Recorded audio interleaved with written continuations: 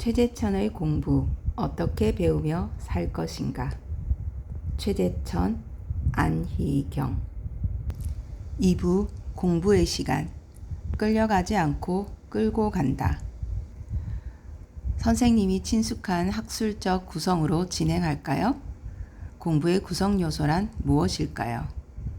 구성 요소라는 말을 들었을 때 우선 반드시 있어야 하는 정해진 것이라는 생각으로 다가옵니다. 요즘 대학 입시에서 높은 성적을 받은 학생들을 인터뷰해보면 아주 체계적으로 공부했더라고요. 학습 목표를 조직적으로 나눠놓고 하나씩 공략하고 점검하면서 단계를 밟았습니다. 참 대단하다. 저런 아이들은 어떻게 컸길래 저렇게 될까? 약간 존경심도 갖게 돼요. 저는 공부를 체계적으로 해본 적이 없는 것 같습니다. 어떤 공부도 한 번도 그렇게 해본 기억이 없어요. 늘 대충 했어요. 어떤 날은 하루에 10몇 가지를 해야 하기에 시간을 30분 단위로 쪼개서 쓰죠. 그래서 오늘 해야 할 일을 전날 저녁에 점검하고 빠진 것이 있으면 내일 어떻게 할지 계획을 세웁니다. 그런 습관은 사는 과정에서 어쩔 수 없이 만들어졌어요. 하지만 시험 공부는 달라요.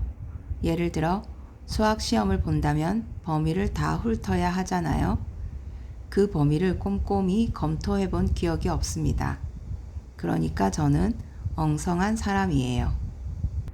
어릴 적 저는 매우 부산스러운 아이였습니다. 동네 아이들과 이것저것 하면서 놀다 보면 하루 해가 너무 짧게 느껴졌어요. 조그마한 놈이 통행금지 시간이 가까워질 때 집에 돌아왔습니다. 아버지가 늘 대문에서 기다리고 계셨어요. 다음 날에는 회초리로 종아리를 맞고 반성문을 써야 했고요. 그래도 또 그 다음 날 밤 11시 59분에 집에 들어갔습니다. 8, 9살 때예요. 어느 날엔 동네 아이들을 끌고 색강에 놀러 갔다가 멋진 곳을 발견했습니다. 강이 내려다 보이는 언덕이었는데 중간 지점이 테라스처럼 평평하게 되어 있고 모래사장처럼 부드러운 흙으로 덮여 있는 것 같았어요. 거기서 햇볕을 쬐면 멋질 것 같았습니다. 아이디어를 냈죠. 굴을 파자. 굴을 파서 아지트로 만들면 기막힐 것 같아서. 밖에서는 안이 보이지 않도록 입구에서 바로 옆으로 꺾어지는 휘어진 굴을 팠습니다. 그 언덕에 있는 흙이 포슬포슬합니다. 쉽게 무너져 내릴 수 있는 굉장히 위험한 종류였는데 그때는 그런 생각을 미처 하지 못할 나이였죠. 아이들이 하도 집에 안 오니 동네 어른들이 찾으러 다니다가 굴 깊숙이 들어가 흙을 파내고 있는 현장을 보신 거예요. 그날 동네 아주머니들이 우리 집으로 쳐들어와서 도대체 어떻게 키웠길래 어린아이가 이런 일을 벌일 수 있느냐며 호통을 치셨습니다. 하여간 제가 호기심에 빠져 핵심을 놓치는 짓을 많이 합니다. 가장 중요하고 해야만 하는 프로젝트를 시작하다가도 다른 재미있는 걸 발견하면 곧장 그리로 가요. 해야 하는 가장 중앙에 있는 건 안 하고 주변 걸 하고는 안 했다는 사실마저 깜빡 잊은 경험이 여러 차례 있었습니다. 이 이야기를 하면 아무도 안 믿어요. 제가 평소에는 상당히 치밀하거든요. 나이가 들어가며 많이 훈련해서 나아졌어요. 30대 중반까지는 약간 문제가 있었다고 해도 과언이 아닙니다. 저는 반전이 있을 줄 알았어요. 창의력이란 결국 나의 이런 호기심과 몰입에서 나왔다고요. 아니요, 저는 운이 좋게 살아남았어요. 그러니까 미국에서 공부할 때도 그랬죠. 시험을 앞두고 교수님이 핵심을 분명히 알려주셨는데 저는 엉뚱한 걸 공부하고 시험을 치렀습니다. 시험 준비를 하는 과정에서 옆으로 샌 거예요. 제가 실수를 했을 때 미국에서는 너도 이유가 나름 있었겠구나. 한 번 더 기회를 주겠다라는 태도를 보였습니다. 우리나라에서 그런 혜택을 받아본 기억이 별로 없고요. 이 이야기를 왜 하냐면요. 우리가 아이들에게 뭘 가르쳐야 할까를 고민할 때 우리나라 교육이 너무 지나치게 다 가르쳐야 한다는 경직성에 갇혀 있다는 생각이 듭니다. 제가 구멍이 뻥뻥 뚫린 인생을 살아왔지만 나름대로 과정을 지나왔고 무언가를 익히는데 시간이 걸렸지만 결국 깊이 이해하고 체계를 잡아내는 결과를 냈습니다. 제가 생각하는 공부가 이루어져 가는 과정입니다.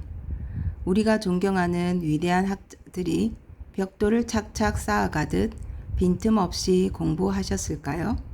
저는 절대로 그렇게 하지 않았을 거라고 생각해요. 그렇게 학문하면 생애에 못 끝냅니다. 지나친 완벽주의자들은 어느 단계까진 도달하지만 더 나아가지 못하더라고요. 제가 대가들과 조금 깊이 이야기를 나눠본 경험이 있는데 대가인데 이런 것도 모르나 싶을 만큼 그분들에게도 구멍이 있어요. 사람이 할 수 있는 일의 양이 있다고 봅니다. 대가는 능력이 출중해서 하나씩 모두 쌓아가며 지금의 자리로 올라갔을 수도 있고 아닐 수도 있습니다.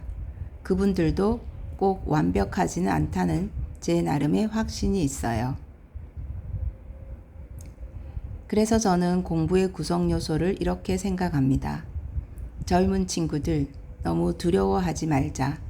어차피 조금은 엉성한 구조로 가는 게 낫다. 이런 것에 덤벼들고 저런 것에 덤벼들면 이쪽은 엉성해도 저쪽에서 깊게 공부하다 보면 나중에는 이쪽과 저쪽이 얼추 만나더라. 깊숙이 파고든 저쪽이 버팀목이 되어 제법 힘이 생깁니다. 어릴 적 초등학교 3학년 때 풀지 못한 문제가 있었어요. 4학년 때 한참 다른 걸 공부하던 어느 날 화장실에서 예전에 풀지 못한 문제를 봤는데 답이 보이더군요. 작년에는 이 쉬운 걸 몰랐다고 하나부터 10까지 차근차근 쌓아가지 않더라도 다른 걸 하다가 예전 걸 얼핏 보면 안 보이던 것이 보일 때가 많습니다. 제가 요즘 꼬마들을 데리고 논에 나가잖아요. 아이들이 논에서 자연을 배우는데 그렇게 배우면 구멍이 숭숭하게 배울 수밖에 없겠죠. 제가 그 아이들을 앉히고 세포란 하면서 세포 그림을 그리고 올챙이의 특징은 이렇다라고 가르치면 더 체계가 쌓일 겁니다. 그런데 그런 배움이 꼭 좋은 배움일까요? 다양하게 배우면서 쌓아가고 조금은 어설프게 흔들거리다 보면 어느 순간에 관심이 가는 분야를 찾습니다.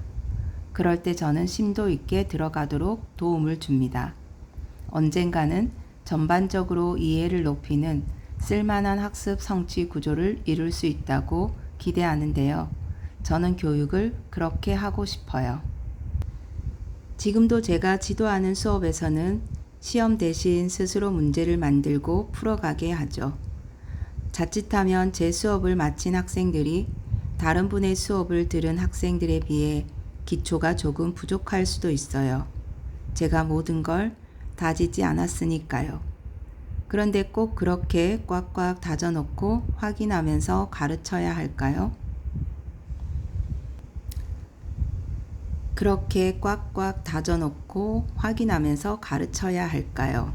마지막 문장으로 또 많은 생각을 해보게 합니다. 우리의 교육에 대해서. 감사합니다.